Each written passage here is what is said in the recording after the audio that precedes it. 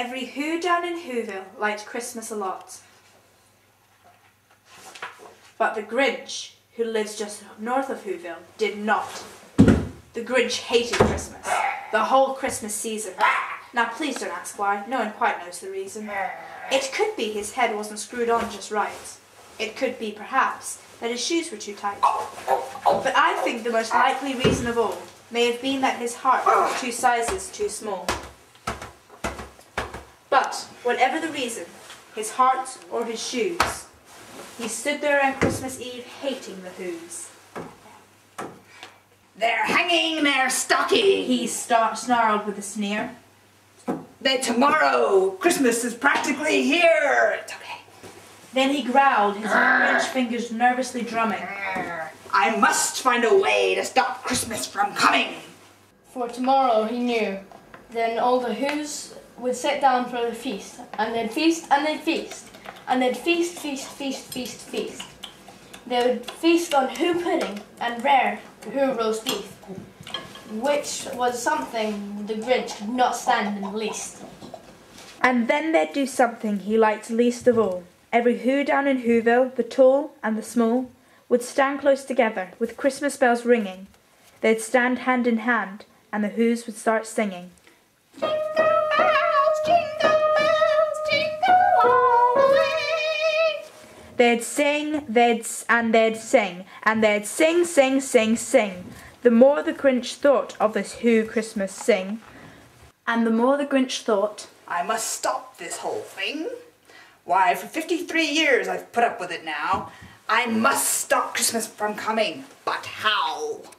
Then he got an idea. Aha! An awful idea. Aha! The Grinch got a wonderful, awful idea. Aha! I know just what to do. Wow, what a great Grinchy trick with this hat and this coat. I'll look just like Saint Nick. All I need is a reindeer. But the Grinch looked around. But since reindeer are scarce, there were none to be found. Did that stop the old Grinch? No, the Grinch simply said, if I can't find a reindeer, I'll make one instead. So he called his dog Max. Here, Max, come on, boy. And he took some red thread and tied a big horn on the top of his head. Good boy. Good boy. Then he loaded some bags and some old empty sacks on a ramshackle sleigh and hitched up old Max. Here, Max. Here, Max. Then the Grinch said, Mush, mush. and the sleigh started down towards the homes where the Whos lay asnooze in their town. All the Whos were dreaming sweet dreams without care when he came to the first little house in the square. This is door number 1. The old Grinchy claws hissed, and he climbed out the chimney, empty bags in his fist. He slithered and slunk, with a smile most unpleasant, around the room, and he took every Christmas present. Popguns and bicycles, roller skates and drums, checkerboards, tricycles, popcorn and plums. He stuffed them into bags, and the Grinch, very tenderly, stuffed all the bags one by one to the timber.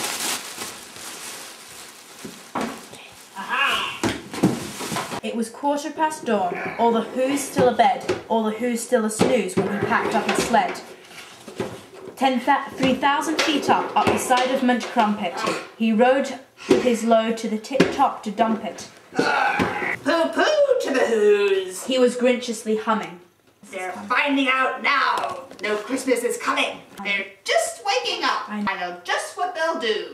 Their mouths will hang open in a minute or two. All those Whos down in Whoville will cry, boo-hoo, and that is a noise. Grinned the Grinch. But I simply must hear. So he paused, and the Grinch put one hand to his ear. And he did hear a sound rising over the snow. It started out low, but then it started to grow. But this sound wasn't sad. Why, this sound sounded merry. It couldn't be so. No. But it was merry. Very. He stared down at Whoville. The Grinch popped his eyes. Then he shook when he saw what he saw was a shocking surprise. Every who down in Whoville, the tall and the small, was singing without any presents at all. He hadn't stopped Christmas from coming. It came. Somehow or other, it came just the same. So the Grinch with his Grinch feet ice cold in the snow, stood puzzling and puzzling. How could it be so? How could this be so? It came without ribbons. It came without tags. It came without packages, boxes, or bags. He puzzled 3 hours till his puzzler was sore. Then the Grinch thought of something he hadn't before. Maybe Christmas, He thought, doesn't come from a store. Maybe Christmas, perhaps, means a little bit more. And what happened then? Well, in Whoville, they say, that the Grinch's small heart grew 3 sizes that day.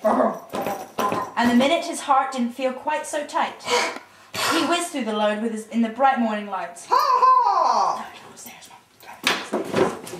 He brought back the toys and the food for the feast.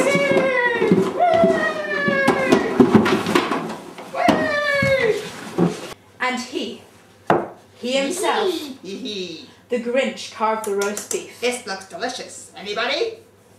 Merry Christmas to all, and to all a good Mike.